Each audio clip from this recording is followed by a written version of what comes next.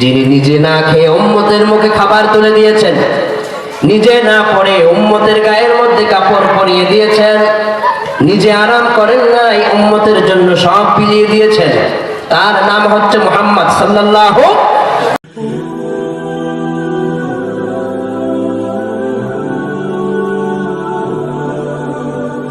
বিশ্বনবী যখন ক্ষমতার মসনদে বসে গেলেন, বিশ্বনবী সাল্লাল্লাহু আলাইহি ওয়াসাল্লাম সাহাবায়ে কেরামদেরকে বললেন, রাষ্ট্রীয় বাইতুল মাল থেকে আজ আমি মানুষের জন্য ঘরে ঘরে খাদ্য বিতরণ করব। ফজরের সালাতের পরে বিশ্বনবী অসহায় মানুষদেরকে খাদ্য দান করবেন। ফজরের নামাজ পড়ার জন্য যখন ঘর থেকে বেরিয়েছেন, আয়েশা সিদ্দিকা রাদিয়াল্লাহু আনহা, বিশ্বনবীর প্রিয়তমা স্ত্রী, আমাদের আম্মা জান, নবীজি যখন ঘর থেকে বের হবেন, আয়েশা রাদিয়াল্লাহু আনহা বললেন, ইয়া রাসূলুল্লাহ, একটা অনুরোধ কি আপনি রাখবেন নাকি? বিশ্বনবী বললেন, রে আয়েশা, তুমি বলো কি অনুরোধ? আয়েশা রাদিয়াল্লাহু আনহা বললেন, আজ আমাদের ঘরে একজন মেহমান আসবে, যদি পারেন রাতে আসার সময় কিছু খাবার নিয়ে আসলে মেহমানকে আপ্যায়ন করব। আল্লাহু আকবার। মদিনার রাষ্ট্রপ্রধান, প্রেসিডেন্ট, বিশ্বনবী রাষ্ট্রপ্রধান, বিশ্বনবী মদিনার বাদশা, নবীজির কাছে কিছু খাবারের জন্য তার স্ত্রী বললেন। বিশ্বনবী হযরতে আয়েশা রাদিয়াল্লাহু আনহার ঘর থেকে বেরিয়ে পড়লেন। এটা সেই ঘর যেই ঘরে এখন বিশ্বনবী ঘুমিয়ে আছেন। সুবহানাল্লাহ। কোন রওজা মুবারক, এখন যেখানে এই জায়গাটার কত মূল্য! মা বাইনা বাইতি ওয়া মিম্বার রাউদাতুম মিন রিয়াজিল জান্নাহ, রাসূলের ঘর থেকে মিম্বরের মাঝখানে জায়গাটা পুরোটাই জান্নাতের টুকরা। কোন আল্লাহু আকবার। গত রমজানে আমি সেই রিয়াজুল জান্নাতে গেলাম, রাতের গভীরে তাহাজ্জুদের সময় ঢুকলাম। মুসল্লিরা যারাই সেখানে প্রবেশ করে চোখের পানি রাখতে পারে না, সেই রিয়াজুল জান্নাতে এক নজর তাকালে অবশ্যই মানুষ বুঝতে পারে এটা দুনিয়ার জায়গা নয়, এটা সরাসরি আল্লাহর জান্নাতের টুকরা। কোন সুবহানাল্লাহ। আজও সেই জায়গা থেকে জান্নাতের সুঘ্রাণ ছড়িয়ে দেন যিনি, তিনি কে?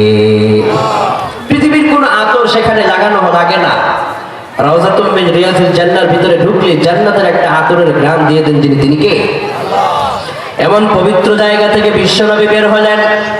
আয়েশা বললেন, ইয়া রাসূলুল্লাহ, আসার সময় কিছু আমাদের জন্য খাবার নিয়ে আসলে ভালো হয়। সকালবেলায় আমাদের বাড়িতে মেহমান আসবে। নবী করিম সাল্লাল্লাহু আলাইহি ওয়াসাল্লাম ফজরের সালাত সম্পন্ন করার পরে খাদ্যের বস্তাগুলোর সামনে তিনি নিজে বসে গেলেন খাবার বিতরণ করার জন্য। আদর্শ নেতা কাকে বলে? আদর্শ নবী কাকে বলে? নবীজি নিজ হাতে অসহায়দেরকে ধরে ধরে খাদ্য বিতরণ করতেছে। আল্লাহু আকবার। কোনো অহংকার নাই, কোনো গর্ব নাই, নিজ হাতে খাবারগুলো ধরে ধরে নিজের হাতে মানুষের কাছে বিতরণ করতেছেন। বিতরণ করতে করতে জোহরের আজানের সময় হয়ে গেল। সকাল থেকে জোহর, কত লম্বা সময় খাবার বিতরণ করেছে। জোহরের যখন আজান হয়ে গেল, বেলাল আজান দিলেন, বিশ্বনবী মসজিদে নববীর ভিতরে প্রবেশ করলেন। আল্লাহু আকবার তাকবীর দিয়া নামাজের জামাতের ইমামতি করলেন। নামাজ যখন সমাপ্ত হয়ে গেল, আল্লাহর হাবিব আবার খাদ্য বিতরণ করার জন্য বসে গেলেন। আবার তিনি খাদ্য বিতরণ করতেছেন। লম্বা সিরিয়াল, লম্বা লাইনে অসহায় দরিদ্রতা লাইনে লাইনে লাইনে দাঁড়িয়ে আছে। বিশ্বনবী তাদেরকে খাবার বিতরণ করতে করতে আবার আসরের আজান দিছে। ফজর থেকে জোহর, জোহর থেকে আবার আসর। নবীজি মসজিদে নববীতে প্রবেশ করলেন, আসরের নামাজের ইমামতি করলেন।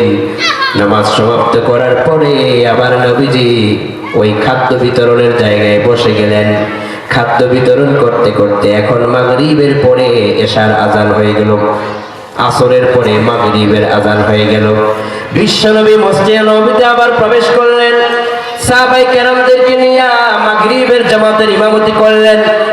মাগরিবের নামাজ সমাপ্ত করার পরে বিশ্বনবী সাহাবায়ে কেরামদেরকে নিয়ে আবার খাদ্য বিতরণ করতে লাগলেন। এশার আজান হয়ে গেল। কোন আল্লাহু আকবার।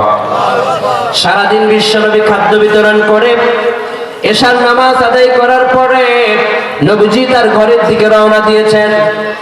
সাহাবায়ে কেরাম দেখলেন নবীজি যে খাদ্য বিতরণ করেছেন, হুজুরের হাতের মধ্যে কিছু ময়দা, আটা, জবের কিছু অংশ এখানে লেগেছিল, জবের আটা।